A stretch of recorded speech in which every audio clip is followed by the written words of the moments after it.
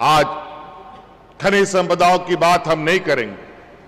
आज हम उन चीजों की बात करेंगे जिसको कभी अलग राज के बाद और अलग राज से भी पहले उन क्षेत्रों को कभी ना देखा गया होगा, ना कभी उसकी ओर सोचा गया होगा।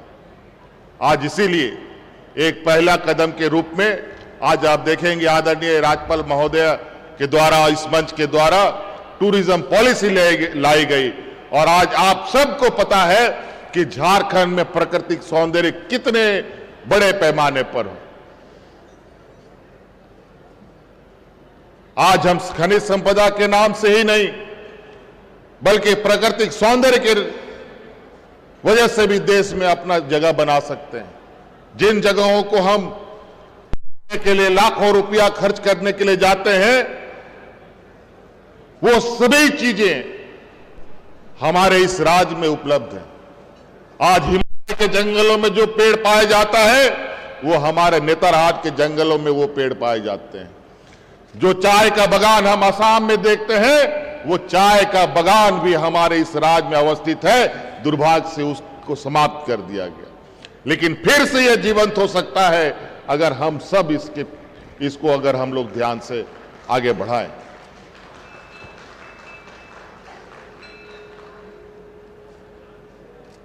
तो ऐसे अनेकों चीजें, और इसलिए इस राज्य को आगे बढ़ने से कोई नहीं रोक सकता है। इसलिए आने वाला वक्त, आने वाला सालों में हम लोगों ने एक नया स्लोगन के साथ आगे बढ़ने का निर्णय लिया है। झारखंड ना अब रुकेगा ना झुकेगा, निश्चित रूप से झारखंड अब आगे बढ़ेगा। आपने देखा इस राज्य के लगभग 65,000 हमारे पारा शिक्षक जो आए पिछले वक्त 12 महीना में 11 महीना ये धरना प्रदर्शन करते रहते थे। और आज हमने लगातार सरकार और विभाग के मंत्री उनके साथ विचार विमर्श करते हुए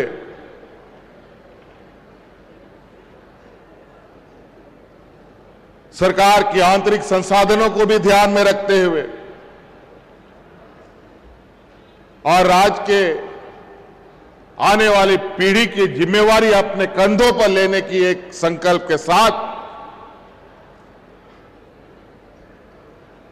हम लोगों ने उनकी जो मांगे थी उन मांगों को पूरा करते हुए इस संकल्प के साथ उनके साथ आगे बढ़ने का प्रयास किया है कि आने वाला समय 12 महीना में हमारे पारा शिक्षक 11 महीना स्कूलों में नजर आएंगे। और इसके लिए हमारे पारा शिक्षकों का जो 20 सालों से मांगे इनकी चली आ रही थी कि 60 वर्ष तक की नौकरी, वो भी पक्का हो गया। 50% का वेतन वृद्धि, ये भी आपकी मानी जाएगी।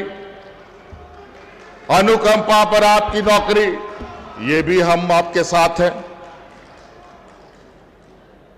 जो आपकी सरकारी अवकाश की बात है वो भी हम आपके साथ हैं। ऐसे कई चीजें, आप विश्वास रखें, ये सरकार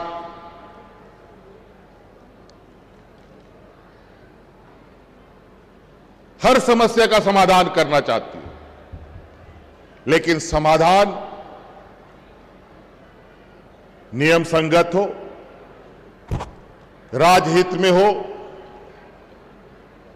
और ऐसे समाधान निकाले जाए कि उस समाधान से राज्य पीछे नहीं बल्कि राज्य आगे जा सके। इसलिए हम जितने भी अनुबंध कर्मी हमारे राज्य में हैं, आंगनबाड़ी, नर्स वगैरह बहुत सारे अनुबंध कर्मी लोग हैं, जो अपनी मांगों को लेकर सड़कों पर समय समय पर आते हैं। हमें आपकी बात का संज्ञान है, आप चिंता ना करें, सड़कों पर उतरने से समस्या इस समाधान नहीं होगा, वार्ता करने से समस्या का समाधान होगा। आप हमारे पास आइए, आपके साथ सरकार वार्ता करने के लिए तैयार है और आपकी समस्या का समाधान करने के लिए भी तैयार है। सरकार के साथ कदम से कदम मिलाकर चले, सरकार भी आपको सहयोग करेगी, आप भी हमें सहयोग करें। मैं वो दिन दूर नहीं, ये राज्य की जो आंतरिक क्षमताएं हैं, अगर हम क्षमताओं के साथ आगे बढ़ेंगे तो ये राज्य को देश के अग्रणी सीढ़ी पायदान पे हम पहुंचा सकते हैं।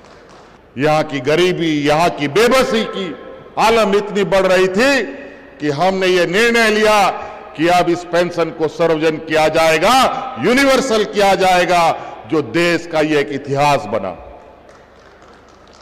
अब कोई गरीब, कोई बूढ़ा बुजुर्ग वो आदिवासी दलित पिछड़ों के लिए नहीं है। ये हिंदू, मुस्लिम, सिख, ईसाई, आदिवासी, दलित, पिछड़ा जो भी होगा, अगड़ा पिछड़ा, जितने लोग जरूरतमंद है, सबको पेंशन ये सरकार देगी। आज हम लोगों ने पुनः वो आंदोलनकारियों के प्रति अपनी संवेदनाएं व्यक्त करते हुए, आंदोलनकारियों को सम्मान देते हुए, जो पेंशन स्कीम तो चल रहा है, वो चल ही रहा है, उनको मिलना ही है, बल्कि उनके आश्रितों को आने वाला समय में 5% का क्षैतिज आरक्षण भी सरकार देने के लिए घोषणा करती है। हम लोग शिक्षा के दिशा में भी नई पहल करने जा रहे हैं।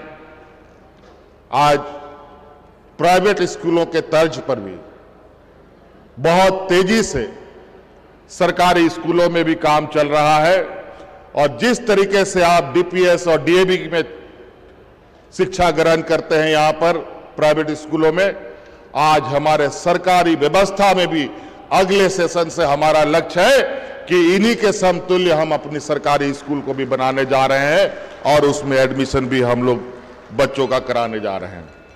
बहुत जल्द हम अपने छात्र छात्राओं के लिए स्टूडेंट क्रेडिट कार्ड लाने जा रहे हैं, जिसके माध्यम से आने वाले हमारे होनहार छात्रों को आगे बढ़ने में आसानी होगी।